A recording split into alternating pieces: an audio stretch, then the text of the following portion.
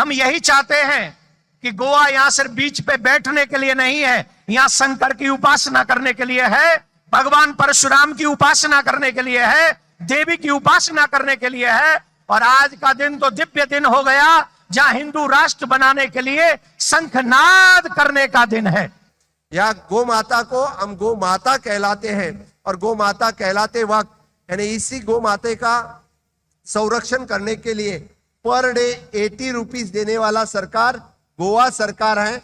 जितने सारे गौ माता वो खुद संभाल करे लोग, और उसके लिए सरकार पैसे देती है, क्योंकि गौ माता का कत्ल कोई ना करे।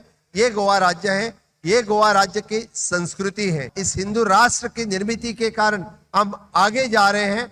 इस हिंदू राष्ट्र सनातन में चाहे वो प्रभु रामचंद्र का मंदिर हो, चाहे काशी विश्वनाथ हो, चाहे अक्षरधाम हो, इस तरह के सभी जो कॉरिडोर की पुनर्निर्मित की है, एक दृष्टि से विकसित भारत 2047 का हम जब इस देश के आजादी को 100 साल पूरे होंगे तो हम गर्व से कहेंगे कि हम हिंदू हैं, कि राष्ट्र में कहेंगे कि हम इस हिंदू राष्ट्र से आए हैं, हम हिंदू भारत देश से आए हैं।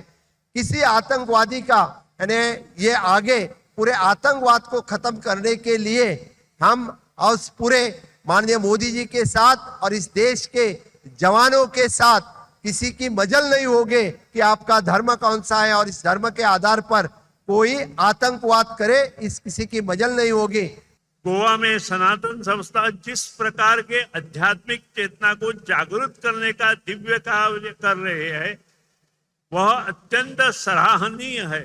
इसे लगभग 450 वर्षों तक विदेशी संस्कृति के आक्रमण को सफलतापूर्वक रोककर हमारी सनातन संस्कृति की रक्षा की है। आज सनातन संस्था उसी गौरवशाली इतिहास को पुनर्जीवित करने का महत्वपूर्ण काम आपके साथ आगे बढ़ रही है।